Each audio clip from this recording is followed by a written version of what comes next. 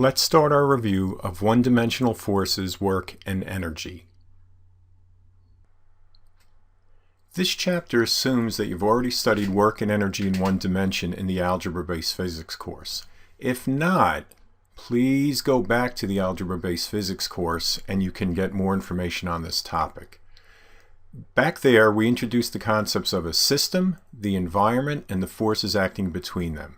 However, we only worked in one dimension, and life is far more complicated and interesting than that. Here are the topics to review: system and environment, energy, work, and then the conservation principles.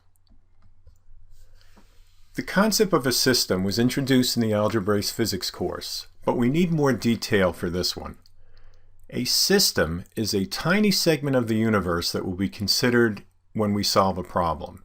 We'll put a boundary around it. Any force or object outside this boundary will not be considered. Everything else in the universe will be called the environment. The system can be almost anything. It can be a particle, a group of particles, an object, an area of space, but we determine its size and what's in it depending on what kind of problem we're solving. Now, why are we defining a system and its environment?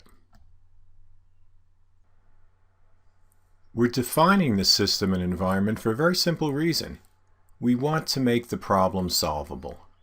We cannot solve problems involving the entire universe. That's just crazy. So, when we define an appropriate system, we can isolate the forces that are within the system from all the other forces in the universe that are acting on the system. We just keep it away from it. If the forces are internal to the system, there's no change in the energy of the system. We will not be considering thermal energy, which would be an exception to that.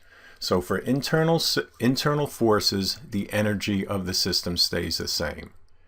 If the forces are external, then we can make a change in the energy of the system. But now we've got another term. What is energy? It turns out that energy is so fundamental, very much like space and time, that there is no good answer to this question. Richard Feynman, an American Nobel laureate, didn't worry so much about things like this. His point was, as long as you can make calculations, make predictions, and solve problems, that's good enough. And that's sort of the approach we're going to take to energy. There are some things we can say about it. It has the ability to do work. It can be stored, and it can be changed from one form to another, such as light to thermal energy, mechanical to thermal energy, and gravitational potential energy to kinetic energy, which we see all the time when objects fall from a height, where they had a potential energy, then that was changed into kinetic as it moved down.